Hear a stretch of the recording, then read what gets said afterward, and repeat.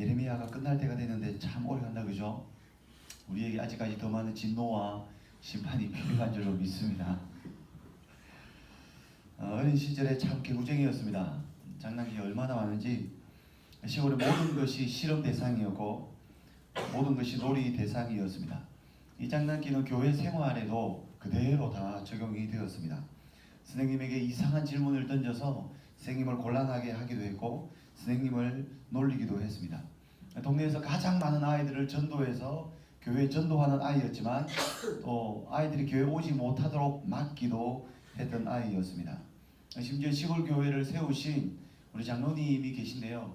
그 장로님의 아내인 권사님께서 주일학교 제 반 담임 선생님이셨는데 오죽 마음이 힘들었으면 저에게 진지하게 오셔서 그렇게 이야기하셨어요. 동진아, 너는 다음 주부터 교회 오지 마라. 네가 오지 않는 것이 하나님 나라를 위해서 좋은 것 같다. 이게 뭐 지금은 제가 웃으면서 이야기하지만 그때는 정말 진지하게 교회 오지 말라고 하셨어요. 오죽했으면 그런 말씀을 하셨을까 싶은 생각도 듭니다. 그렇게 개구쟁이였는데 이렇게 예수를 믿고 난 이후에 장난도 모르고 농담도 모르고 점잖은 목사가 됐어요. 할렐루야. 사역을 하다 보면 참 어려운 청년들을 만날 때가 있습니다. 정말 어린 시절 저를 향하여서 동진아, 너 이제 교회 오지 마라 라고 했던 그 권사님의 마음이 어떤 마음인지 이해가 되고 그 말을 하고 싶은 사람들이 종종 생길 때가 있습니다. 너 그냥 교회 오지 마라 이렇게 말하고 싶은 사람, 그냥 저 친구는 교회 좀 안 옮기나, 저 친구는 좀 오늘은 좀 예배를 좀 안 나왔으면 좋겠는데. 여러분 사랑방 가장님들 중에 혹시 그런 사람은 있지 않겠습니까? 목사님이 전화 신방을 하라 라고 하니까 전화기를 꺼내 들고 신방을 하긴 하지만 전화기 들으면서 제발 좀 받지 마라. 이번 주 안 오면 다음 주 또 전화해야 되는데 또 전화하면 또 껄끄러워요. 받지 마라 이런 마음으로 상대해야 되는 그런 사랑방원들, 청년들은 있지 않습니까? 내 힘을 쭉쭉 빼고 탈진하도록 만드는 그런 사람은 없습니까? 아무리 이해하려고 해도 그 사람의 정신세계가 도무지 이해가 안 되는 그런 사람은 없습니까? 사역을 하다 보면 사람들이 있는 공동체는 죄가 무성한 곳이기 때문에 도무지 이해할 수 없는 사람들을 만나게 되어 있습니다. 특별히 교회 공동체는 더하죠. 뭐 사회에서야 월급을 받으니까 사회생활이니까 참고 견디고 버티지만 교회에서는 돈을 받는 것도 아닌데 내가 뭐 하려고 이 가장을 지원해서 리더를 지원해서 이 고생을 하나, 이런 생각을 할 때가 있을 수 있습니다. 여러분 우리가 이렇게 교회에서 사역을 하고 섬김을 할 때 여러분 무엇을 기대하고 사역을 하십니까? 지금 이제 한 해 사역이 마무리되고 있습니다. 그리고 사역이 마무리되면서 우리는 사역을 내려놓을 사람, 새롭게 사역을 할 사람, 그렇게 정해지는 과정 중에 있습니다. 리더를 세우기 위해서 전화를 하고 접촉을 합니다. 하지만 많은 사람들이 지쳤다고 이야기합니다. 오늘 설교 제목이 뭔 줄 아시죠? 난 이제 지쳤어요. 뒤에 땡보를 붙이고 싶은 마음이 있는데 차마 세속적이라서 그 제목은 삼가했습니다. 여러가지 사정으로 리더를 그만두고 싶을 때가 있습니다. 이런 분들에게 한 가지 물어보고 싶은 것이 있어요.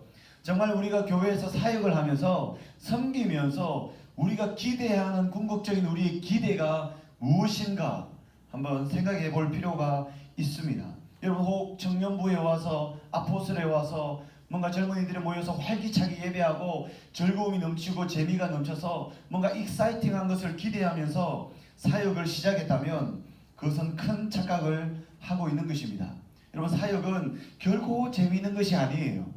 사역의 기본 정신은 재미가 아닙니다. 희생이고 헌신입니다. 하나의 씨앗이 땅에 떨어져서 썩어져야 줄기가 나오고 그 줄기 속에서 열매가 맺혀지게 되어 있습니다. 섬긴다는 것은 내가 땅에 떨어지겠다는 결단이고 열매를 위해 내가 썩어지겠다는 결단입니다. 왜 그렇습니까? 땅에 떨어져야 되고 썩어져야만이 열매가 맺히기 때문에 그 열매의 달콤함을 위해서 나의 불편함과 내 고통을 감내하겠다는 거예요. 여러분 사역의 기본 정신은 이런 거예요. 그래서 여러분 지금 내년 사역을 준비하면서 혹 내 마음속에 뭔가 좀 익사이팅한 어떤 재미난 것을 기대한다면 안 하는 게 좋아요. 왜요? 사역은 그런 것이 전혀 아닙니다. 희생이고 헌신이 기본 정신입니다. 여러분, 예수님이 이 땅에 오셔서 사역을 하셨습니다. 재미있었을까요? 천만의 말씀. 가장 아름답고 가장 완벽한 하나님 나라에서 생활하시던 분이 이 땅에 오신 것 자체가 고통인데 이 땅에서 사역이 재밌다고요? 무슨 말씀을요? 가장 완벽하신 성삼위 하나님과 그곳에서 다툼이 없고 불편함이 없고 거짓이 없고 사랑만 넘쳐나는 삼위 하나님과 함께 계시던 예수님이 이 땅에 오셔서 인간을 대해야 하는데 재밌다고요? 천만의 말씀. 그 인간들이 예수님을 대했던 것을 생각해 보세요. 예수님 말씀을 전할 때에 그들의 반응이 무엇인지 생각해 보세요. 예수님이 말씀만 전하면 꼬투리를 잡아서 어떻게 저 예수를 죽일까를 의논했던 것이 이 땅의 사람들이었습니다. 그들을 대상으로 사역하는 것이 즐겁다고요? 재밌다고요? 익사이팅하다고요? 천만의 말씀이요. 예수님의 사역의 기본 정신은 인자가 이 땅에 온 것은 섬김을 받으려 함이 아니요 섬기려 함이니 목숨을 내어주기까지 섬기고 사랑하기 위해서 이 땅에 오셨습니다. 이것이 우리의 사역의 기본 정신인 것입니다. 제자들은 막 예수를 배신합니다. 부인합니다. 저주합니다. 피조물인 인간들은 예수님을 끌고 와서 십자가에 달아 못 박아 죽입니다. 그럼에도 불구하고 예수님은 그 십자가에서 누구도 저주하지 않고 오히려 다 이루었다라고 하며 자기를 십자가에 달아 죽이는 자들을 불쌍히 여겨달라고 기도하며 이 땅을 떠나셨습니다. 이것이 예수님의 사역이었어요. 여러분, 신약 성경에 어디든지 보세요. 사역이 익사이팅한 경우 어디 있습니까? 그럼에도 불구하고 땅에 떨어져야 되고 썩어져서 열매를 맺는 것이 우리의 사역의 방향이고 모습일 때가 많습니다. 여러분, 사역은 힘들어요. 사역은 외로워요. 제가 지금 사역하잖아요. 저는 20대부터 사역을 시작하면서 정말 이 사역을, 이런 표현을 아침에 과격하게 써서 정말 죄송한데 때려치워야 되겠다는 생각을 수십 번도 넘게 했습니다. 정말이에요. 이 신학교에 이 자퇴서 몇 번 내려고 했어요. 이제 못하겠다. 이제 못하겠다. 여러분, 사역자들 마음을 잘 이해해 주셔야 돼요. 교회 가서는 그래 막 웃고 막 그러지만 집에 가면 입을 뒤집어서 울어야 될 때가 많아요. 그런데도 왜 이걸 못 그만두고 또 하고 참 이런 시간들 많이 보내왔던 것 같아요. 물론 이제 지금은 그렇지는 않습니다. 근데 참 외롭고 힘들지만 그럼에도 불구하고 하나님께서 주실 변화와 열매를 기대하면서 이 외롭고 힘든 길을 달려갈 때가 많아요. 그런데 여러분, 그 변화와 열매라는 것이 조금 했는데 금방 열매가 맺혀지면 얼마나 좋아요. 근데 그렇지 않단 말이에요. 어떤 사람은 아무리 뿌려도 거두지 못할 때가 있습니다. 열매를 맛보지 못할 때가 있습니다. 그럼에도 불구하고 누군가는 하나님 나라 확장을 위해서 뛰어들어야 하기 때문에 이 사역의 현장에 가서 외로운 삶을 살아가는 거예요. 근데 만약 우리가 사역에 내가 좀 지치게 되고 내가 좀 힘들다면 나는 사역을 못하겠어 라고 생각한다면 여러분, 누가 하나님 나라를 위해서 뛰어갈 수 있겠습니까? 여러분, 오늘 본문을 보면 이 예레미야가 지쳤어요. 그냥 하나님 앞에 파업 신고를 합니다. 하나님, 저 도무지 못 해먹겠어요. 이제 진짜 그만하랍니다. 하나님 앞에 탄식하며 하나님 앞에 따집니다. 여러분, 예레미야가 누굽니까? 대선지자 아닙니까? 눈물의 선지자 아닙니까?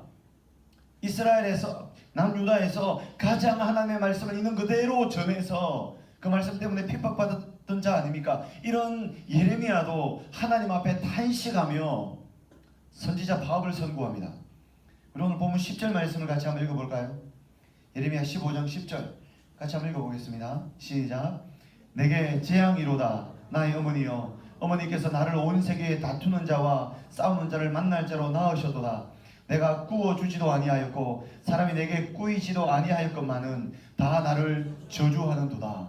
내게 재앙이로다. 내게 재앙이로다. 여기서 나의 어머니여 라고 하는 어머니는 하나님을 부르는 겁니다. 나의 하나님이여, 하나님께서 나를 온 세계에 다투는 자와 싸우는 자를 만날 자로 낳으셨도다. 하나님이 그를 모태에 출산하게 하셨고 하나님이 잉태되게 하셨고 하나님이 예레미야를 예정하셨는데 하나님이 예레미야를 낳게 하시고 이 땅에 오실 때에 어떻게 이 땅에 태어나도록 했다고요? 싸울 자로, 온 세상과 다 싸울 자로. 여러분, 예레미야가 왜 이런 고백을 할까요? 지금 예레미야가 하나님께서 주신 말씀을 받아서 그 말씀을 가감없이 백성들에게 전합니다. 정말로 땅에 떨어졌습니다. 정말로 썩어졌습니다. 썩어 문드러졌어요. 그런 하나님의 말씀을 가감없이 전하며 순종하고 있는데 그 결과가 어떻게 됐다고 합니까? 온 세계가 자기와 다투고 있어요. 자기와 싸우고 있어요. 자기 편에 아무도 없어요. 외로워요.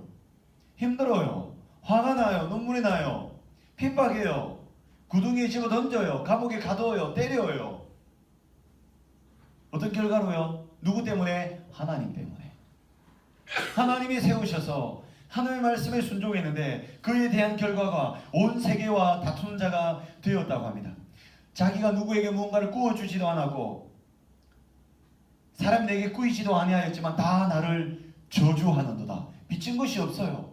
예레미야가 잘못한 게 아니에요. 아무런 잘못이 없어요. 그런데 사람들이 다 예레미야를 저주하는 거죠. 이것이 한 해, 두 해, 세 해 계속 반복됩니다. 그러니 대선지자 예레미야도 지쳤어요. 화가 머리끝까지 치솟아 오릅니다. 눈물이 멈추지 않습니다. 대적과 원수들은 날이 갈수록 늘어갑니다. 사람들이 예레미야를 싫어하고 핍박합니다. 여러분, 예레미야인들 싸우고 싶겠어요? 지금 예레미야 편이 아무도 없어요. 모두가 다 자신을 저주하고 자신을 핍박하고 자신을 조롱하고 자신의 대적이 되었습니다. 예레미야인들 이런 삶을 살고 싶겠습니까? 원래부터 성격이 삐딱해서 남의 잘못이나 꼬집고 정죄하고 심판의 메시지를 전하는 것을 즐겨하는 사람일까요? 그렇지 않습니다, 여러분. 사람과 싸우고 싶은 사람이 어디 있어요? 다투고 싶은 사람이 어디 있어요? 즐겁게 화평하고 싶죠. 그럼에도 불구하고 하나님께서 말씀을 계속 주시니까 그 말씀을 받들어서 순종하지만 그 순종의 대가가 너무 힘들고 너무 외로운 거죠. 너무 어려운 거죠. 그러니 그만하고 싶은 거예요. 내게 재앙이로다. 모든 사람들이 다 나를 저주하는도다. 여러분, 지금 예레미야는 현재 사역 진행 중입니다. 지금 예레미야 15장입니다. 1장부터 쭉 예레미야의 사역에 대해서 이야기하고 있는데 지금 사역이 한 중반쯤 온 것 같아요. 사역의 중반쯤에 지쳤어요. 우리 아포스토를 이야기하면 12월 달에 사역을 시작해서 지금 한 4월 달, 5월 달쯤 된 거예요. 할 만큼 해봤는데 변화가 없어요. 이제는 좀 그만하고 싶다는 생각이 듭니다. 그래서 이제 10월 말이 되어서 사역자 뽑을 때에 리더 선택할 때 이제 다시는 내가 안 해야지. 이거 이제는 다시는 안 하고 그만둬야지. 지금 예레미야 마음이 그래요. 그만하고 싶어요. 진짜 그만하고 싶어요.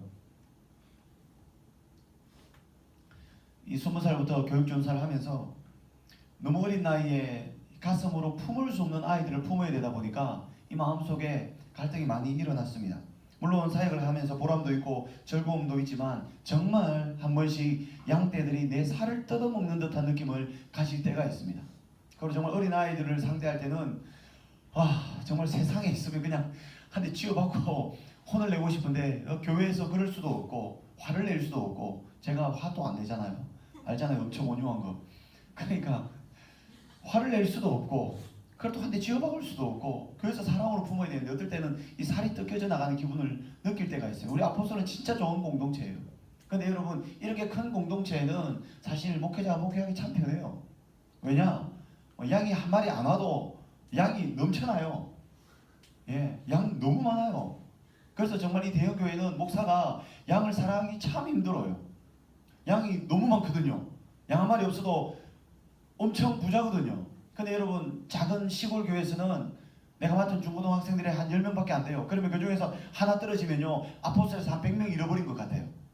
하나 안 오면 정말 아침에 예배드리러 딱 갔는데 10명 중에 9명 앉아있으면 그냥 가슴이 확 무너져요. 혹이야, 이게 무슨 문제가 생겼나봐. 그러니까 양 한 마리에 여러분 생명을 걸어야 할 때가 있어요. 근데 그런 시골에서 한 명 빠질까봐 노심초사하는데 그 중에 꼭 삐딱한 아이들이 있단 말이에요.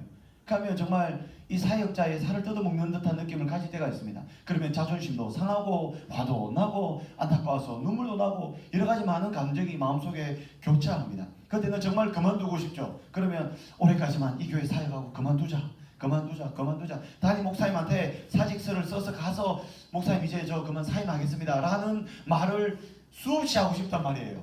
어떨 때 너무 화가 나면 막 그 시골에서 차를 마티즈를 몰고 다니는데 몇 킬로 나가지도 않잖아요. 그거를 몰고 160km를 밟아서 그냥 으아 해서 몰고 갔을 때도 있어요. 20대 시절에 제 마음이 감당이 안 되는 거예요. 이게 지금 예레미야의 마음이요. 예레미야가 만약에 마티즈가 있었다면 180km 밟았을 거예요. 아마 내게 재앙이로다, 다 나를 저주하는도다, 온 세계와 나와 다투는 자도다. 하나님 저 못해먹겠어요. 이게 뭡니까? 다 대적입니다. 다 저를 저주합니다. 저 못해먹겠어요. 저에게 말씀을 좀 주지 마세요. 심판의 메시지 저 못하겠어요. 저도 평화 평화 평화 외치고 싶은데 하나님 이건 아니잖아요. 아마 예레미야의 마음이 이런 마음인 것 같아요. 여러분 예레미야의 심정이 이해가 되십니까? 내게 재앙이로다.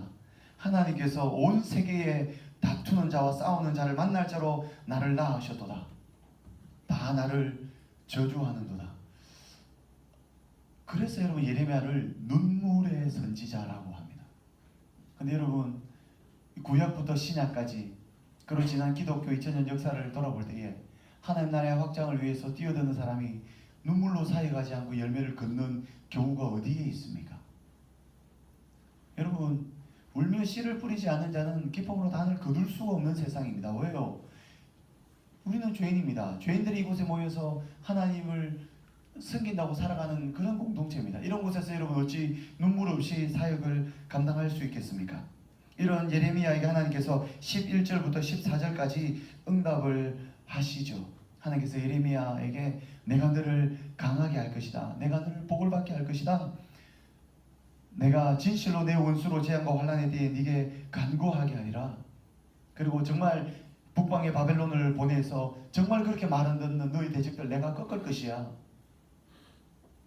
여러분 이런 하나님의 위로의 메시지를 14절까지 들었습니다. 예레미야에게 위로가 되었을까요?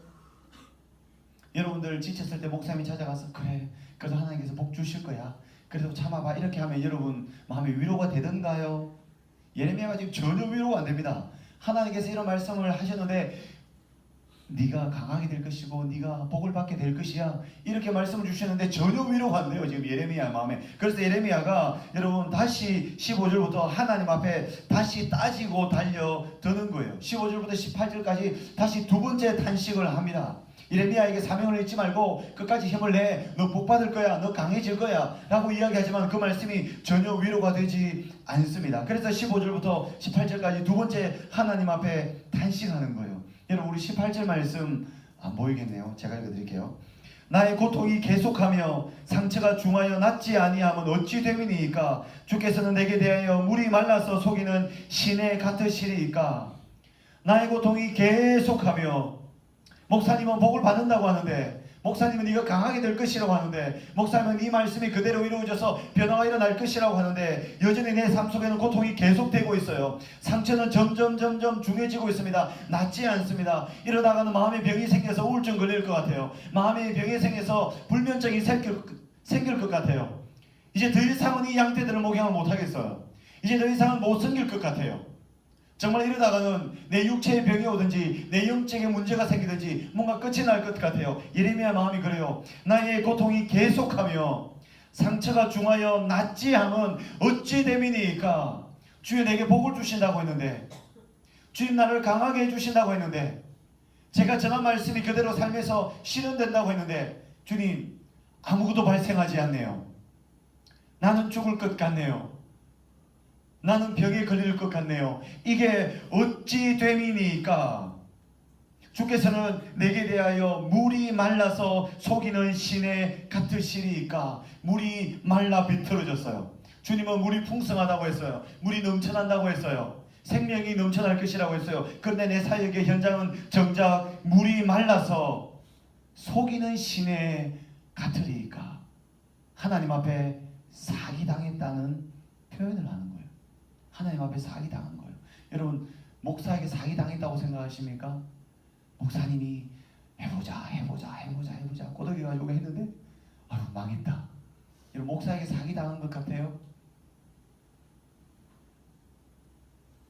예레미야 마음이 그래요. 하나님을 향해서 물이 말라서 속이는 시내 같으시리이까. 왜 주님 저에게 사기치십니까? 왜 저를 속이십니까? 이렇게 고백하는 거죠. 여러분 16절도 한번 보시겠어요? 이런 말씀도 있죠. 만군의 하나님 여호와시여 나는 주의 이름으로 일컬음을 받는 자라. 주의 이름으로 일컬음을 받는 자라라는 것은 법적인 표현입니다. 주님께서 나를 불러서 내가 여기에 섰다는 거죠. 저는 주님의 종이라는 거죠. 제 주인이신 주님이 불러서 종으로서 이곳에 섰다는 거죠. 그리고 16절 후반부 이렇게 이야기합니다. 내가 주의 말씀을 얻어먹었사오니 주의 말씀은 내게 기쁨과 내 마음의 즐거움이오나. 내가 주의 말씀을 얻어먹었다는 것은 주님께서 나에게 주시는 말씀을 하나도 가감없이 제 삶 속에 그대로 선포했다는 거예요. 나의 주인이신 주님이 나에게 말씀을 주시면 종된 예레미야는 그 말씀을 있는 그대로 백성들에게 전했다는 거예요. 무슨 말입니까? 충성되었다는 거죠. 순종했다는 거죠. 철저하게 주님의 뜻대로 살았다는 거죠. 그런데 그것에 대한 결과는 내게 재앙이로다. 내가 저주를 받는구나. 내 상처는 점점 중해져 가고 고통은 계속되고 있고 나을 기미는 보이지 않으니 주여 이 어찌 됨이니까. 여러분 예레미야의 심정이 여러분 이해가 되십니까? 근데 여러분 우리는 이 땅에 그냥 태어난 게 아니에요. 하나님 나라의 확장을 위하여 사명을 가지고 이 땅에 태어난 자입니다. 그런데 여러분 우리가 가지고 있는 이 탤런트를 사용하는 것은 여러분 옵션이 아닙니다. 희생과 헌신을 통하여서 땅에 떨어지기 위한 노력을 해야 되고 썩어지기 위한 발버둥을 쳐야 합니다. 그리고 그것을 통하여서 열매를 맺을 것을 소망하는 이런 사역의 마음을 가지고 이 땅을 살아가야 합니다. 여러분 예수님께서 그렇게 살지 않으셨습니까? 예수님께서 여러분 그런 희생과 섬김이 없었다면 여러분 이 땅에 어떻게 생명의 역사가 일어납니까? 어떻게 우리가 구원을 받습니까? 어떻게 하나님 나라가 이 땅에 도래할 수 있습니까? 이런 예레미야를 향하여서 하나님께서 다시 19절부터 20절 말씀을 통하여서 예레미야에게 말씀하시죠. 무엇을 말씀하실까요? 회개를 촉구합니다. 예레미야가 선을 넘었어요. 지금 하나님 앞에 불평하고 탄식하는 선을 넘어서 하나님께서 예레미야에게 하나님 앞에 다시 돌아오라고 이야기합니다. 20절부터 21절까지 말씀을 통하여 그렇게 이야기를 합니다. 20절에 보면 그렇게 회개를 촉구하고 돌아오라고 이야기하면서 다시 20절에 하나님께서 예레미야에게 힘을 주시죠. 내가 너와 함께 할 것이다. 내가 너와 함께하여 내가 너를 건질 것이다. 예레미야야 내가 너에게 줄 수 있는 게 없구나. 내가 너에게 돈을 줄 수 있는 것도 아니고 먹을 것을 줄 수 있는 것도 아니고 지금 내가 너에게 줄 수 있는 유일한 것은 내가 너와 함께 할 것이다. 그럼에도 불구하고 내가 너를 악한 자의 손에서 건질 것이고 무서운 자들로부터 너를 구원할 것이다. 그러니 내가 너에게 준 사명을 끝까지 잘 감당하겠느냐. 여러분 이것이 하나님의 말씀입니다. 여러분 예레미야가 눈물의 선지자로서 맡겨진 사명을 예레미야가 끝날 때까지 잘 감당합니다. 여러분 잘 감당할 수 있었던 유일한 이유가 무엇일까요? 하나님과의 동행이겠죠. 여러분 우리가 이 땅에서 또 교회에서 가정에서 우리는 섬기는 자들입니다. 사역을 하는 사람들입니다. 섬김과 사역을 감당할 때에 우리의 기본적인 마음은 희생과 헌신입니다. 그런데 이것이 풍성하게 불평하지 않고 감사한 마음으로 이 희생과 헌신을 기꺼이 감당할 수 있는 유일한 방법은 주님과 함께 동행하는 거죠. 그 주님과 동행하지 않고는 결코 이 일을 감당할 수가 없어요. 이것은 여러분 세상의 원리로 볼 때, 세상살이의 원칙으로 볼 때 도무지 불합리한 거예요. 그런데 하나님 나라의 원칙을 가지고 살아가는 우리에게 있어서는 주님과의 동행과 주님의 은혜의 충만함 때문에 오직 그 은혜로 오늘도 이 길을 살아갈 수 있는 것입니다. 모세가 40년 동안 광야를 지나가는 가운데 얼마나 많은 적들과 어려움이 그 앞에 놓여 있었습니까? 그럼에도 불구하고 그 사명을 감당할 수 있었던 것은 매일마다 그 회막 속에 들어가 텐트 속에 들어가 하나님을 대면하여서 하나님을 만나니까 기적도 일어나고 능력도 일어나고 마음도 강해지고 영혼도 세워지고 육체적으로도 그 모든 일을 감당할 수 있는 건 아니에요. 그러냐 예수님의 은혜 속에 들어가야 되고 하나님을 대면하여 이 일을 감당할 수 있는 줄로 믿습니다. 여러분 찬양 중에 이런 가사가 있죠. 오직 예수뿐이네 라는 찬양을 아십니까? 제가 이 찬양을 들으면 가사가 너무 좋아서 은혜를 많이 받았어요. 제가 안에 가사 내용을 한번 읽어드리겠습니다. 은혜 아니면 살아갈 수가 없네. 호흡마저도 다 주의 것이니 세상 평안과 위로 내게 없어도 오직 예수뿐이네. 여러분, 세상 평안 위로 없을 수 있습니다. 하지만 내게 오직 예수뿐이네. 주님의 크신 계획 다 볼 수도 없고 작은 고난에 지쳐도 주님께 묶인 나의 모든 삶 버티고 견디게 하시네. 주님께 묶인 나의 삶 버티고 견디게 하시네. 은혜가 아니면 살아갈 수가 없네. 나의 모든 거 다 주께 맡기니 참된 평안과 위로 내게 주신 주 예수, 오직 예수뿐이네. 여러분, 은혜로 살기로 작정한 자들 아닙니까? 은혜의 연료가 채워지지 않으면 우리는 하나님 나라의 확장을 위해서 잠시도 살아갈 수 없는 자들입니다. 여러분, 10월이 되면 내년을 위해서 소문이 흉흉한 때입니다. 네, 우리 마음속에 하나님 주신 마음을 좀 잘 기억했으면 좋겠고요. 여러분, 가장 중요한 것은 내 마음이 아니라 하나님의 부르심입니다. 그런데 여러분, 내 마음을 제로 세팅, 내 마음을 완전히 다 비워놓고 하나님께서 나를 부르시는 자리가 어디인지를 고민해 보셔야 됩니다. 잠시 내가 가지고 있는 생각과 내 마음들을 다 내려놓고 하나님께서 내게 주시는 그 마음이 무엇인지, 그 부담감이 무엇인지 생각해 보아야 합니다. 저 목사님 또 리더 세우려고 참 말씀 열심히 이야기한다라고 생각할지 모르겠네요. 근데 뭐 말씀에서 이야기하고 있잖아요. 가감없이 주시는 말씀, 여러분, 하나님 앞에 진지하게 고민해 봤으면 좋겠어요. 저도 여러분 목사로서 제가 머리 굴려서 제가 내년 사역을 계획하지 않습니다. 평생토록 하나님 부르시면 부르신 곳에 서겠습니다. 여러분, 이게 가장 마음 편한 거예요. 그리고 이것이 가장 행복한 길이에요. 그리고 날마다 은혜로 체험을 받아서 여러분 그 길을 살아가면 되는 거예요.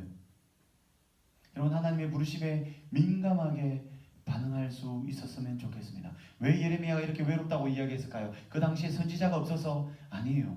선지자 있었습니다. 근데 그 선지자들의 대부분의 삶 생각이 뭡니까?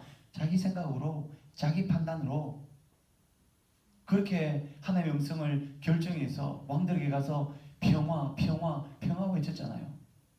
하지만 하나님의 말씀에 그 거룩한 부담감에 철저하게 반응했던 예레미야의 삶이 힘들고 어려웠지만 너무 가치 있는 삶을 살지 않았습니까?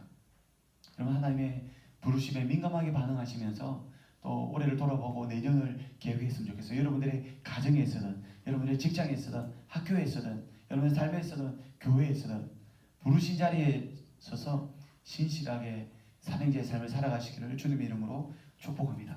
우리 한번 음악을 틀어드릴 때에 같이 한번 기도하면 좋겠습니다. 하나님, 주님의 부르심에 반응하는 자가 되게 하여 주시옵소서. 지치고 외롭고 화가 나고 눈물이 날 때가 있지만 주님, 그럼에도 불구하고 주님 말씀에 순종하여 제가 더 땅에 떨어지게 하여 주시고 썩어지게 하여 주시옵시고 하나님 나라의 열매를 맺는 그런 존귀한 사명자가 될 수 있도록 주여 역사하여 주시옵소서. 우리 이런 마음을 가지고 같이 한번 기도하도록 하겠습니다. 기도하겠습니다.